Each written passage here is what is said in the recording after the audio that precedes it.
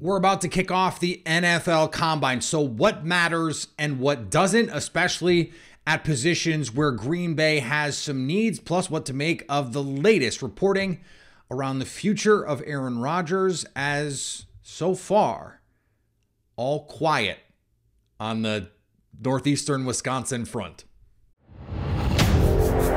You are Locked On Packers, your daily Green Bay Packers podcast. Part of the Locked On Podcast Network, your team every day.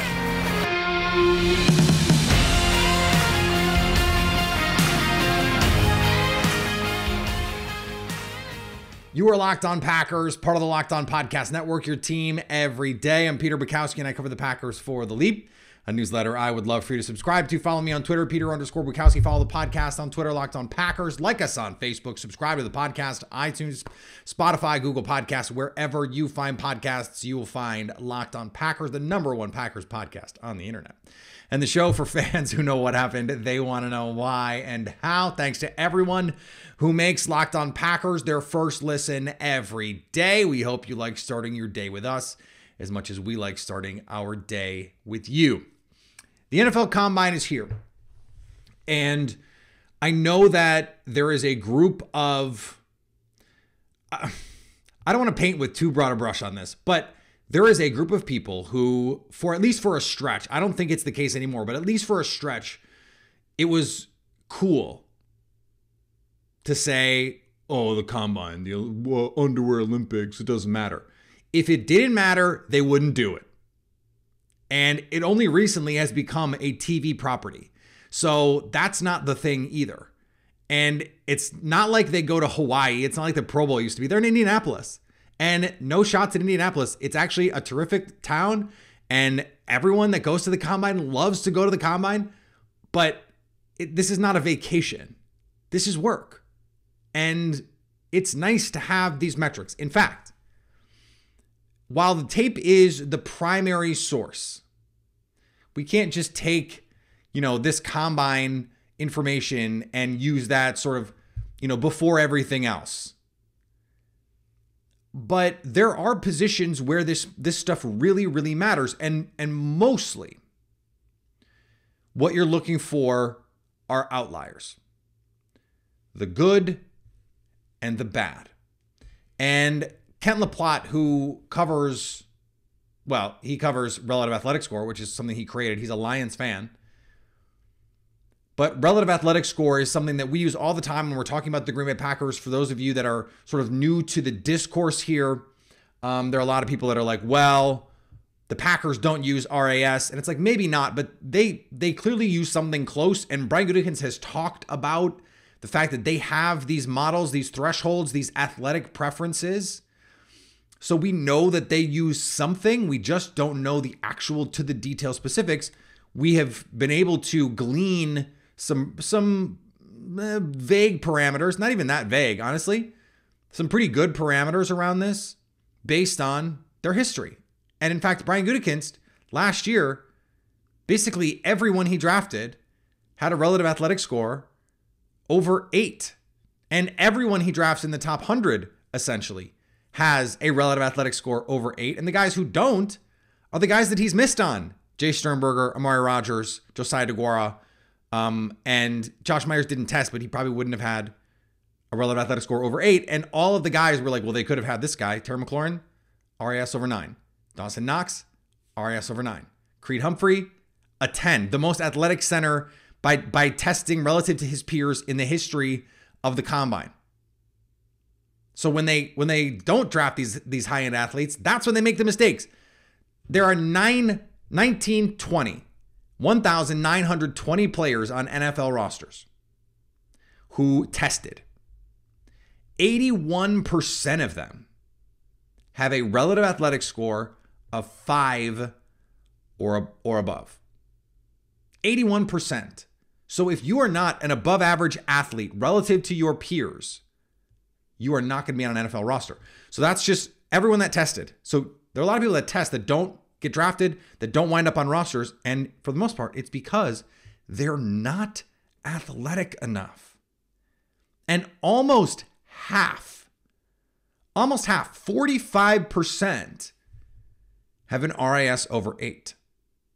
We're 1 out of 10 scale for those of you unfamiliar with RAS. So they're elite relative to their positional peers. Your compared relative athletic score is compared to your positional peers.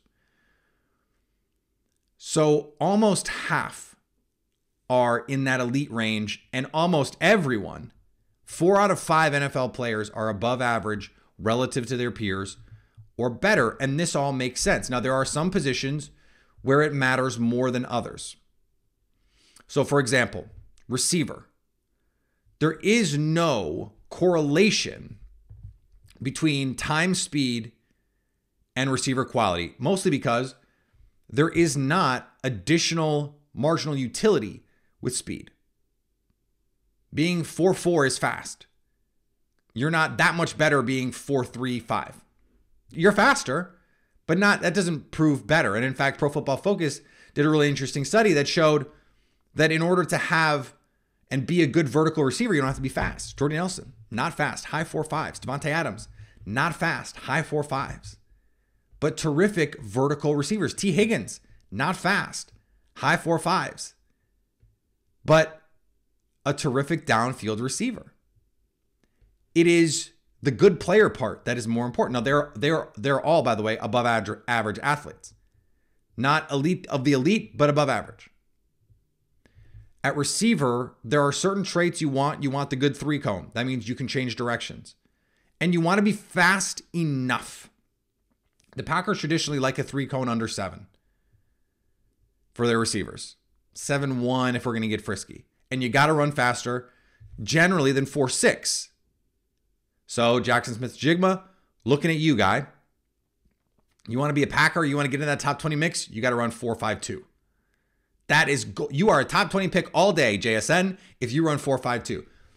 But if you pull a Keenan Allen and run 4.71, now Keenan was hurt, but speed has never been his game. You're probably not going to make it. So we see some of these guys, someone like A.T. Perry out of Wake Forest. He's this huge guy. I mean, I made the joke to some media friends that he's like an Ent from Lord of the Rings. He's this big, he's like 6'5", incredibly long-limbed, lanky, lumbering down the field, but he gets open down the field. If he runs 4.64, he's not going to be a Packer. That's just the reality. He's not. And it seems like Brian Gutekunst is leaning even more into these athletic traits, these size, speed monsters lately. His best picks have been those kinds of players. Corner is a stopwatch position. If you can't run, you can't play. Josh Jackson, actually a very good athlete overall. And even speed score, you look at 200 plus pounds running in the 4.5s, you go, that's pretty good. Except at corner, you have to be fast. Jair Alexander, 4.3s. Eric Stokes, high 4.2s, low 4.3s. Now, Rasul Douglas, not a little bit different type of corner. One of the reasons why we've talked about moving into safety. Keyshawn Nixon didn't test well, but on the field, you can see it. He is fast. But Keyshawn Nixon, not going to be a first-round pick. Russell Douglas, not a first-round pick. Not a high pick. It's the risk profile that changes. So you fall down the boards a little bit. You might turn out to be a good player, but you were not a good bet to be a good player, and that's what these teams are doing. They're playing the odds. You think of someone like Lucas Van Ness from Iowa, someone that I mocked in our mock draft Monday. Incredible athlete. Doesn't have the productivity at Iowa, although in true pass sets, he had among the top pressures in college football last season when facing true pass sets. He just didn't face that many last year. Still developing a pass rush plan. You bet on athleticism with pass rushers. 3-cone, weight-adjusted 3-cone, 10-yard split, those kinds of things. Explosiveness. And the 3-cone is important because you want to see the guys bend. Look at someone like Rashawn Gary, raw coming out of college, power, pure power. But you go athletic tools for days. That's what you pay coaches for. So at those positions, it's important. Offensive line, straight line speed, not super important, although the Packers have traditionally liked guys to be pretty good athletes moving in a straight line. It's that change of direction. Short shuttle, 3-cone, and we have good data on this. Josh Norris has been banging this drum for a long time now that if you have that quick change of ability, you're going to be at the very least baseline a starting caliber offensive lineman. And with interior offensive linemen, guard centers, you need to have, whether it's short shuttle or 3-cone, you have to be able to change directions. That is so important in pass protection. And we need to remember not to count it twice. That's the last thing I want to say about this. Don't count it twice. If he's fast on tape and he runs fast, it only counts once. Now, if he doesn't look super fast on tape and he runs fast, then you have to go, okay, let's go back to the tape. And if on tape still doesn't look super fast, then you're like, okay, well, he's got really good running form and he's really good out of the blocks, but from a startup stance, like he's not running by anybody, he's not creating separation. What's the deal? And you have to try and figure out why. And then the opposite is also true. If they're fast on the field but run slow, you go, well, how much of this do I care about? Okay, well, what's the competition? Daniel Jeremiah from NFL Network brought up a great point. One of the reasons why we've seen so many Big 12 receivers flame out is because they're going up against bad corners. You look at the corners drafted by conference, the Big 12 is way at the bottom. Way at the bottom. Over the last few years, something like 6 corners drafted from the Big 12. They're not playing anybody. So if they're open, congratulations, but you're not being covered. And certainly not being covered by anyone NFL caliber. So that stuff all is part of this evaluation process. I want to get to the Aaron Rodgers of it all. But before we do, let's talk about our friends at Built Bar. Built Bar is my go-to daily snack. I have one nearly every day. I didn't have one yesterday, but I will almost certainly have one tomorrow. I had one the day before that. I had one the day before that. I had one the day before that. I think I had one 4 or 5 days in a row. I was noticing that, oh yeah, I really do this every day. This is not just something I say for you guys. I eat these every day. I swear by them.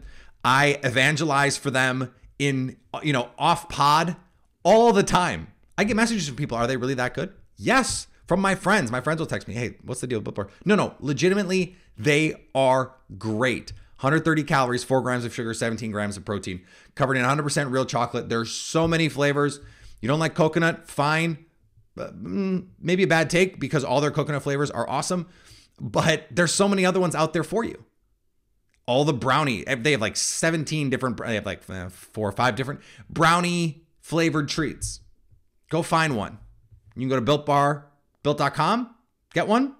You go to Sam's Club, Walmart, you just walk right into the store and say, yes, excuse me, sir, ma'am, can I please have some Built Bars? And they will take you right there. They'll give you a box. You can thank me later.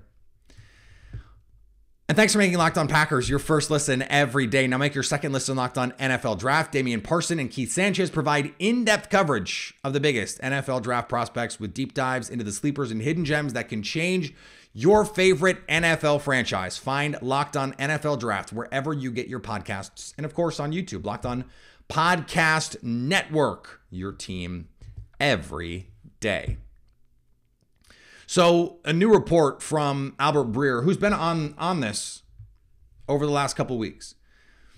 He has been connected to the Jets and has had some insight on the Packers' thought process here. Now, Ian Rappaport continues to say, if Aaron Rodgers wants to be back, he'll be back. Okay? We've talked about how that is not exactly a ringing endorsement of the way the Packers feel about Aaron Rodgers, because it's not, we want you back under any circumstance, please, whatever, we'll do whatever we can to keep you. That is not what they are saying. That is not what they are doing. They could be doing that.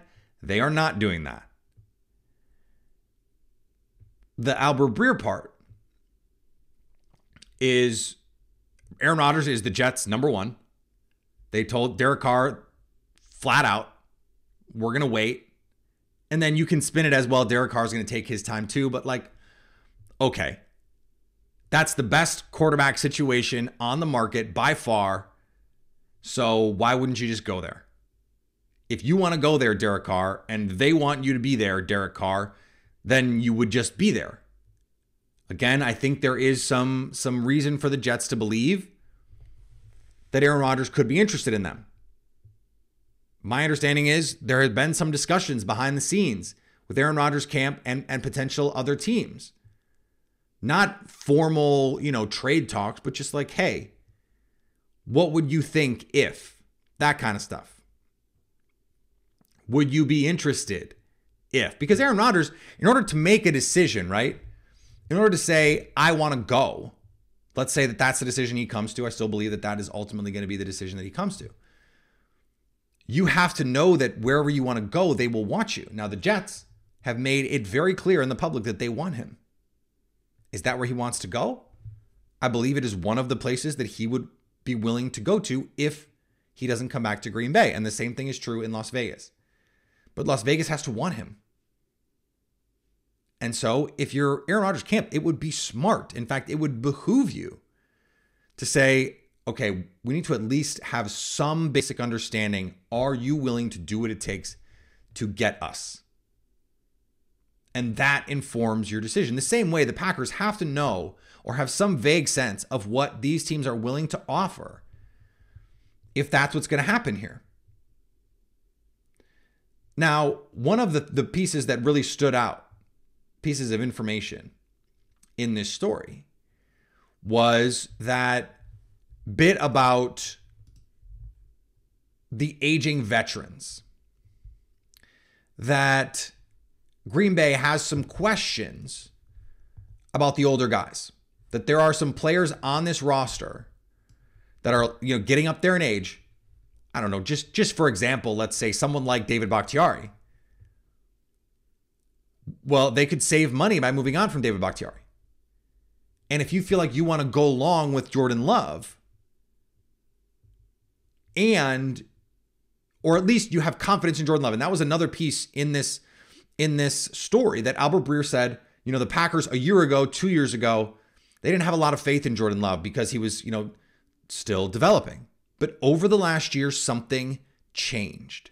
And that fits with everything we have heard from other sources and other reporters on the way the Packers feel about it. It fits with what I have heard, that a year ago, the Packers were still going, we don't really know what Jordan Love is.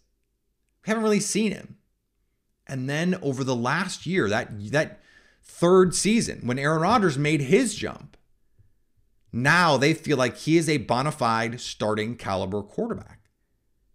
That matters. Now, even if you say, okay, Aaron, we'd like to have you back if you want to be back, that's not the same now as saying, okay, we don't think Jordan Love can play. And it's not the same now as, hey, we'll give you this top of market extension. We'll give you $50 million a year. That's not where they are now. So it actually makes some sense. You go gradually down the line. Okay, last year MVP, pay him the money. This year, okay, well, yeah, if you want to stay, you can stay. But if you want to go, we'll send you on your way. That I think is a reflection of Jordan Love. I know that there has been this idea that the Packers keeping Aaron Rodgers is some indictment of Jordan Love, and I think that's ridiculous. And Breer talks about it specifically in the story. No, this was more about Aaron Rodgers being an MVP. This is more about him being awesome at first.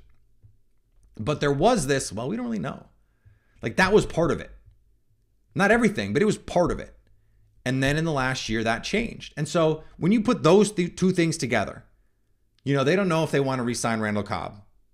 They don't know if they want to re-sign Mercedes Lewis. They don't know if it makes sense for them to keep wondering, will he, won't he with David Bakhtiari? Is Zach Tom just good enough? Is Yosh Nijman just good enough to play? You move on from David Bakhtiari, you trade him, you eat whatever dead cap you need to eat, you save the money that you save, he's off the books, and now you can move forward with this younger core. Is that why when the Packers keep saying, yes, we'd like to keep Aaron Rodgers, that Aaron Rodgers keeps saying, I don't know if they want to have a youth movement? Remember, listeners of this show, and you don't have to be a longtime listener, a couple weeks listener will know that I was so confused by what they were saying there, or what he was saying. Why would he think that? Why would he believe that the Packers want to have this youth movement when they said, we want to keep David Bakhtiari? Brian Gutekunst said, we want to keep David Bakhtiari. Was a little more equivocating on Mason Crosby. It doesn't seem like Randall Cobb is going to be back, almost irrespective of what happens with Aaron Rodgers. Allen Lazard probably not going to be back, although there have been reports that they've been working to try and re-sign him. They also worked to try and bring Marquez Valdes-Scantling back. They ultimately didn't. It got too expensive. So it's starting to make a little bit more sense when Aaron Rodgers says, they might want to go young. If they're communicating to him, and this fits, by the way, magnificently with my whole, it's like in a relationship you want to get out of, but you don't want to be the bad guy to break up. So you just start kind of being a jerk. This is a trope. I'm not saying I've done this personally, but of situations, you've certainly, I'm sure, seen it in popular culture. This is a trope. This is something that happens. You're just sort of like, yeah, I don't really care how this goes. Or, in extreme cases, you go out and, there's indiscretions that happen, those kinds of things, because you're just sort of like, I don't care, but I don't want to be the one to end this relationship, so I'm just going to act indifferent. I'm going to make the other person do it. If you're saying, we don't really know about David Bakhtiari. We don't really know about Randall Cobb. We don't really know about Mercedes Lewis. Like, we're not sure if we want to bring those guys back. And Aaron Rodgers wants those guys back. And he said to you he wants those guys back. Even if, I think we can take him at his word. He doesn't need those guys to be back to play. He wanted to play without Devontae Adams, the best receiver in the league. So I think we can take him at his word that he wouldn't need those guys the same way he didn't need a new contract in the spring of 2021, but he wanted the Packers to want to give him one. That is a crucial distinction. Yeah, he wanted one, but more than that, he wanted the Packers to want to give him one. He didn't need one. Of course, he didn't need one. At this point in his life, he has generational wealth. He doesn't need any money. But he's going to keep getting it, and he wanted the Packers to say, we value you. We think you're part of our long-term plan. We're not ready to go young. So now, this offseason, if you're saying, hey, Aaron, we'd love to have you back, but we just don't think it makes sense to keep Mercedes or Randall or Bach. Your decision, right? Like, it's not exactly, rolling out the red carpet for Aaron Rodgers. And so, none of this changes the way that I view this. I think if Aaron Rodgers came to the team and said, look, I'll do whatever, the Packers would take him back. I believe that could potentially be true. I just don't know what evidence we have over the career of Aaron Rodgers that suggests to us he would ever do that. I don't know why you would think he would do that. The last bit of this, and this was a point that was brought up by Zach Cruz, our pal from Packers Wire. I guess I have avoided bringing this up for fear of appearing to marry the two things that I get most accused of, and that is Aaron Rodgers hate and Jordan Love homerism. But there was this conversation in 2021 and 2022 about Aaron Rodgers either knowing Jordan Love sucked or knowing he was really good, and either being afraid in the case that if Jordan Love is really good, afraid, or saying, look, I'm going to stick it to the team. I know this guy sucks. Like in the spring of 2021, he's going, the conspiracy theorists were like, they know that Jordan Love is not very good, and so Aaron Rodgers has them over a barrel. They gave him $50 million a year because Rodgers knows and the Packers know Jordan Love isn't very good. But there is also this alternate reality, and now all of the reporting suggests that the Packers are internally and externally expressing confidence in Jordan Love. The players have expressed their confidence in Jordan Love. The players know, and that's the thing. Aaron Rodgers watched this happen firsthand because he made it happen. He did this to Brett Favre. He was the guy that everyone looking around went, okay, this guy is a guy. This guy is a dude being a guy being dudes. This guy can play. And it seems like in the last year that happened in Green Bay. And that includes Aaron Rodgers, that Aaron Rodgers saw the strides. In fact, talked about the strides and the progress that he saw Jordan Love making. And if you're someone who is a Jordan Love skeptic, you are conditioned to say, well, what else is he going to say? Well, he didn't say those nice things a year ago before we'd seen a lot of this progress, or the year before that. Either did his teammates, but they're saying it now. And players he's playing, Darius Slay goes on his podcast after the Eagles game and goes, this boy is cold. And he played a lot better than we thought he would. And we tried defensively. But it didn't work out. That could be a reason, in conjunction with, this apparent older roster skepticism from the Packers, which, by the way, totally reasonable to be like, Mercedes Lewis, we're going to play him if he's on the team, and we probably need to just get younger. Randall Cobb, just need to move on. David Bakhtiari, this will he, won't he question of, is he going to play, is he not?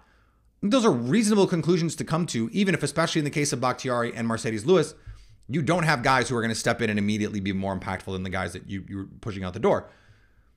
But if you're saying that as an organization, and Aaron Rodgers is watching Jordan Love, I mean, this is different than in 2021 saying to the team, if you want to go to Jordan Love based on nothing. I mean, I thought that was absolutely crazy town that Rodgers thought that the Packers were trying to push him out the door after a year. Well, you drafted Jordan Love, so I must not be part of your long-term plan. Like, get a grip, dude. He didn't even suit up this season. And you're doing that. If you want to go to that guy, trade me. Like, that is craziness. Especially because he wasn't even good enough to be on the active roster at that point. But now, the team believes in Jordan Love. The organization believes in Jordan Love. And if you don't think Aaron Rodgers, who went through this, who did this to Brett Favre, knows all of that, then, I mean, look, I don't know what to tell you. If anyone knows, it's Aaron Rodgers.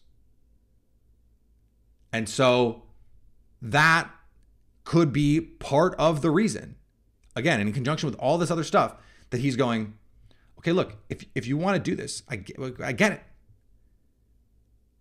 And I'll move on. I'll go somewhere else.